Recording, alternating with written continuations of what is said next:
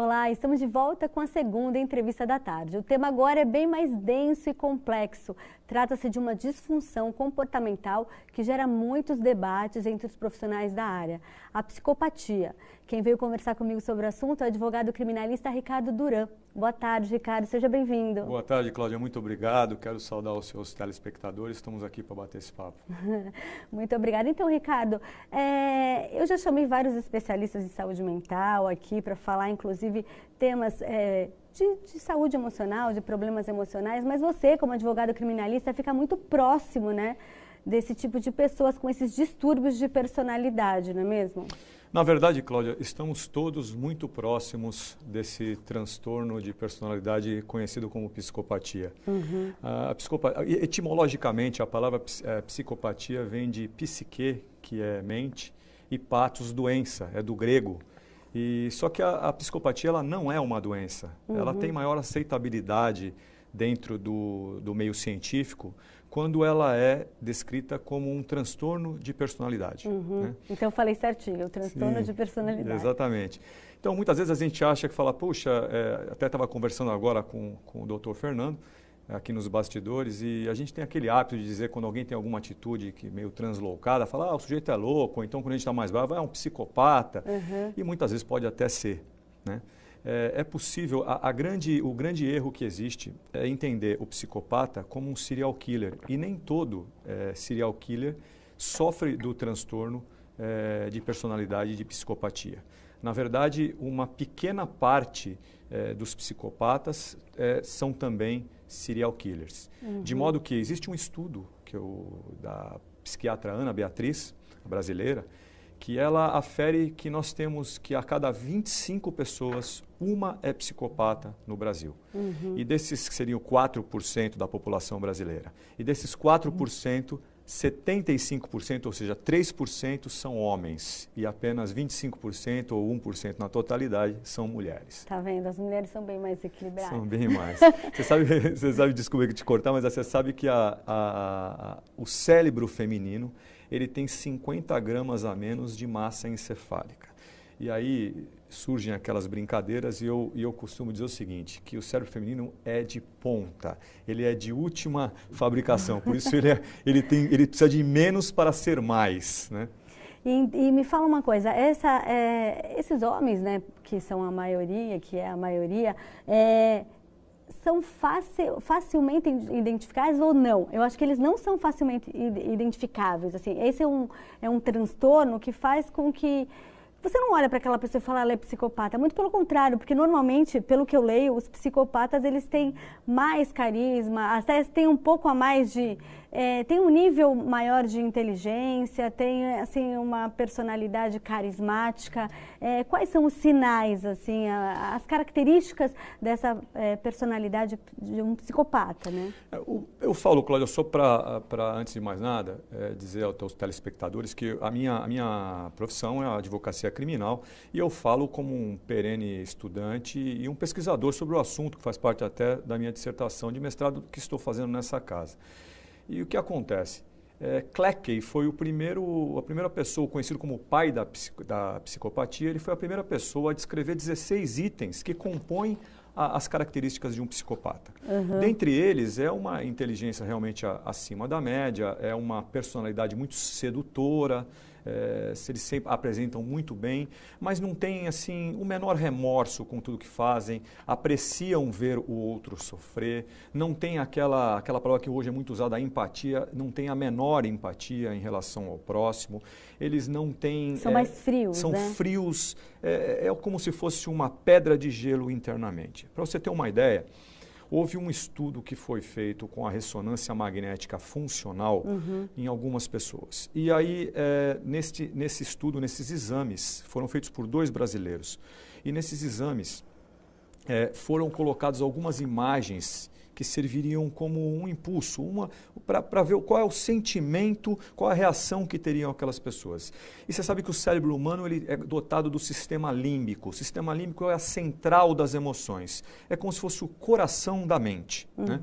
E ali, o que pôde se perceber é o seguinte, No cérebro de uma pessoa comum, de acordo com o estímulo, por exemplo, o pôr do sol, ou de outro lado, uma criança sendo espancada, existia reações, era possível ver naqueles exames reações no cérebro de uma pessoa comum. No cérebro do psicopata, daquele tido como psicopata, que tem um transtorno de personalidade, não havia reação alguma, independentemente do estímulo. Seja um nascer ou um pôr do sol, algo belo, seja algo que para nós seria horrível. Então, eles não têm nenhum tipo de reação, inclusive física. Não sofrem com ataque cardíaco, sudorese numa situação de estresse, e por isso dizem que passam de uma forma muito tranquila num detetor de mentiras, né? Porque eles lidam com isso com total frieza, né? A pessoa não tem muita reação. Você, quando você faz, você vai atender um cliente, por exemplo, você é um advogado criminalista. Como é que você faz para detectar isso? Ou não é importante no caso? Na verdade, o que acontece? O transtorno de personalidade e psicopatia, ele não gera aquilo que nós chamamos no direito penal de inimputabilidade. Ou seja, o psicopata ele é absolutamente ciente daquilo que ele faz. Então ele tem que ser punido realmente. Ele realmente, de forma geral, deve ser punido. Não há nenhuma excludente pelo fato de ser psicopata. Entretanto, muitos psicopatas padecem de doenças mentais, né, e outras comorbidades da mesma natureza, de natureza mental. Aí sim precisa fazer uma análise individual. Né? No tocante à profissão da advocacia criminal, é possível que você se depare com algum psicopata ou sociopata, ou até um serial killer. No entanto, não quer dizer necessariamente que aquele que comete um crime seja um psicopata. Aliás, é muito comum que algumas pessoas, no decorrer da vida, pratiquem alguns atos e demonstrem algumas características de natureza psicopata, mas nem por isso aquele cidadão é um psicopata. A luz vermelha acende no momento em que esse tipo de conduta ela começa a ser quanto mais repetitiva. Aí sim precisa ver. Agora, veja, existe dois termos que são muito usados, né, nesse tema, que é o termo sociopatia e a psicopatia. Exatamente, recebi uma pergunta agora de uma telespectadora perguntando a diferença do psicopata para o sociopata. Então, se nós partimos da premissa de que ambos eles têm o transtorno conhecido como transtorno de personalidade antissocial, como é definido no CID-10, né, no Código Internacional de Doenças, a princípio, a diferença fundamental é a forma como a doença, veja que até eu, às vezes me equivoco, mas a forma como esse transtorno é desenvolvido. No caso da psicopatia, o transtorno ele é inato, ou seja, ele nasce com o indivíduo. Né? Alguns estudos apontam para a possibilidade de algum trauma muito forte ter acontecido ainda na fase da infância que poderia desenvolver isso no caso do psicopata, mas normalmente é inato. E há estudos também que apontam para a hereditariedade, ou seja, o pai é psicopata, o filho poderá ser psicopata. Já o sociopata, ele desenvolve a doença dependendo das influências externas que ele recebe. O meio social, o tipo de educação, se conviveu na criminalidade, se teve o abandono parental. Tem a ver com a formação e a realidade de cada um. E a realidade. Entendi. O sociopata, o psicopata é inato. Você falou que uma das características é que a pessoa até sente algum prazer de ver o sofrimento dos outros. Às vezes, você percebe até, às vezes, a pessoa no meio de uma situação ou constrangedora ou muito triste, ela até sorri, às vezes, não é? Sim. A gente tem que tomar muito cuidado, Cláudia, é exatamente isso, mas a gente tem que tomar muito cuidado, porque o que eu disse, muitas vezes, determinada atitude que pode transparecer um traço de psicopatia, não significa que aquele cidadão é um psicopata. Até porque a psicopatia ela se divide em leve, moderada e grave. E todo mundo deve ter algum sintoma. Sim, poderá ter traços, mas não necessariamente ser psicopata. Uma outra questão em relação à sociopatia e à psicopatia diz respeito à forma em que eles se expressam. O psicopata ele é mais teatral, mais dissimulado nas relações interpessoais, na forma como ele se coloca. Já o sociopata já é mais declarado, né? É mais fácil de você perceber aquele traço. E tanto um quanto o outro, tanto o psicopata quanto o sociopata, são pessoas mais fáceis de cometer algum delito? Eles têm veja, o transtorno de personalidade é antissocial, então eles têm como natureza, eles são eles têm dificuldade em seguir as regras sociais. Então, eles não reconhecem as regras sociais. E mais do que isso, eles se percebem e se enxergam como pessoas superiores em relação ao meio onde vivem. Eles acham que os outros são inferiores. Então, eles não têm o menor sentimento em relação, dependendo do grau, de paciência, inclusive também. Mas é o que eu venho repetindo. A gente tem que ter um cuidado, porque apenas um especialista, né, um psiquiatra, que seja especialista nessa análise, é que poderá aferir se aquele cidadão é ou não é psicopata.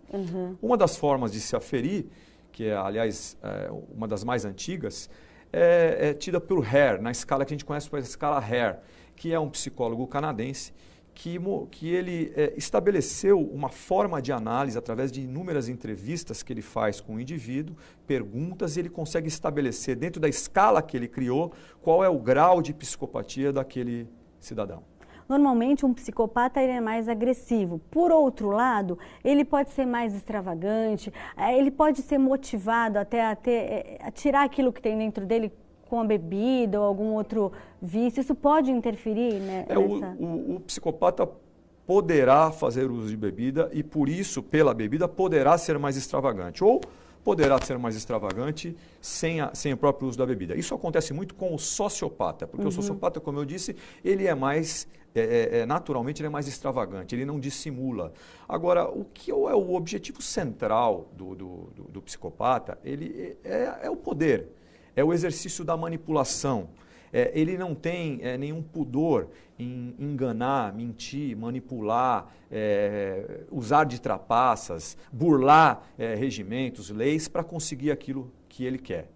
Então é principalmente focado no objetivo dele. Ele pode mentir sem o menor constrangimento na frente de todo mundo. Sem o menor constrangimento. E outra, ele tem muito claro, o psicopata, aonde ele quer chegar. E os freios naturais que o ser humano teria, o psicopata não tem.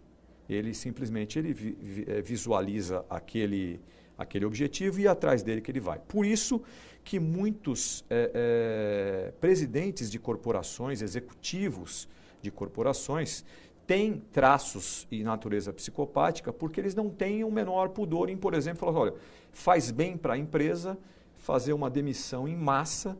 E não importa se essas pessoas vão perder o emprego, se vai fazer mal para as famílias, para a sociedade, o que importa é a saúde da empresa e, sobretudo, o que importa é o meu sucesso. Então, atingir o sucesso assim, de certa forma... Então, são até mais fáceis de serem pessoas bem-sucedidas, líderes, né? Sim. Empresários, gestores, Sim. CEOs, né? Realmente, se não fosse para o mal, em alguns casos, seriam características boas, né? No caso da pessoa ser focada, tal, e não ser tão... que é engraçado. Hoje em dia, eu acho que tem muitas empresas que estão preferindo muito mais pessoas que sabem lidar com pessoas. Pessoas mais sensíveis. Antigamente, tinha essa coisa do foco principal ser o crescimento da empresa. Eu acho que essa empatia está mais abrangente, não está assim, mais acessível nas empresas, ou você acha que não? Eu acho que no mundo como um todo nós estamos aprendendo que há outros caminhos para se conquistar as coisas, que não só pisando na cabeça de outras pessoas, né? Isso é algo que algumas pessoas já trazem de forma, como eu disse, inata, natural na pessoa, e outras aprendem no decorrer da vida. Isso passa a ser, e espero que seja, uma realidade iminente. Essa pandemia fez com que a gente pensasse muito nisso, né? Porque é uma responsabilidade que a gente tem pelo todo, né? Uma responsabilidade porque as pessoas, às vezes você vê, a pessoa está com vírus, ela está sem sintomas e ela sai normalmente. Pode transmitir para todo mundo. Outro dia eu vi até um psicólogo aqui de Santos que postou, ele fez um post falando, você está sem sintomas, você sabe que está com vírus, você pode levar para alguém e essa pessoa pode levar para casa dela e matar a mãe dela, o avô dela. Mas tem muita gente que não consegue ter essa percepção, né? Que ela pensa, eu não estou com sintoma, eu não estou com risco, e ela faz as coisas que ela tem que fazer. Eu preciso trabalhar, estou cansada de ficar em casa, não é? Eu acho que essa percepção, essa forma de interpretação, ela vai além até do egocentrismo, né? Ou seja, da pessoa falar, eu penso apenas em mim. Eu acho que muitas pessoas parecem não acreditar na realidade que está aí para quem quiser enxergar. E simplesmente não tomam os cuidados devidos, que estão mais do que propalados em todas as redes de comunicação. Entendi, perfeito. Agora, para a gente terminar, nosso tempo já está até esgotado, mas eu queria que você, como advogado criminalista, se posicionasse. Eu sei que você não deve ter tido acesso ao processo, mas esse recente caso da Mariana Ferrer, eu queria que você fizesse uma avaliação rápida, né, para a gente ter a sua ideia realmente como advogado criminalista desse caso. É muito comum eu receber questionamentos a respeito de casos que acabam sendo objeto da imprensa, muito divulgados, e eu sempre respondo preliminarmente o seguinte: eu não avalio um caso sem conhecer profundamente as provas que foram coletadas, enfim, tudo o que aconteceu naquele caso. Agora, especialmente nesse caso Mariana Ferrer, nós vimos que isso foi divulgado, assim, muito divulgado em todos os meios de imprensa, que foi aquelas audiências, né, que aconteceram, aquela audiência, melhor dizendo, que aconteceu, onde eu vi uma falta de pulso flagrante por parte do juiz de direito. O juiz de direito, ele tem o dever e a obrigação de, dentro dos ditames da lei, ele fazer com que a audiência transcorra dentro dos limites dessa lei. Ou seja, qualquer extrapolamento, extravasamento, seja por parte da defesa, seja por parte da acusação, deve ser coibido imediatamente pelo juiz, e não foi. O que eu vi também, é muito triste isso, é que isso tem acontecido de forma corriqueira. Um assunto chega nas redes sociais e as pessoas se manifestam, e se manifestam com uma fúria desmedida, tanto para um lado quanto para o outro. De modo que, assim, esse assodamento, essa precipitação acaba nos trazendo más consequências, que foi o que aconteceu também no caso Mariana Ferrer. E eu queria terminar dizendo o seguinte: essa questão do estupro propriamente dito, independentemente do caso Mariana Ferrer ou qualquer outro, as pessoas precisam entender assim que esse tipo de crime ele está previsto onde a lei ela assegura o direito de liberdade sexual, não só da mulher, como do homem. Então, independentemente de fatos pretéritos que tenham acontecido na vida desta mulher ou desse homem que tenha sido vítima de estupro, a pessoa não deve e não pode ser julgada, não deve ter a menor relevância, como foi dito nessa audiência de Mariana Ferrer. Olha, fotos de poses ginecológicas, ela podia ter fotos nuas. Isso não faz a menor diferença. Eu costumo dar o exemplo do seguinte: uma prostituta, já me perguntaram várias vezes, uma prostituta pode ser vítima de estupro? Sim, pode. Pode, porque se a mulher ou o homem vão a uma relação sexual e antes disso se iniciar, ainda que desnudos, e a mulher diz eu não quero, a partir dali, se o homem força uma situação, isso configurar-se-á num estupro.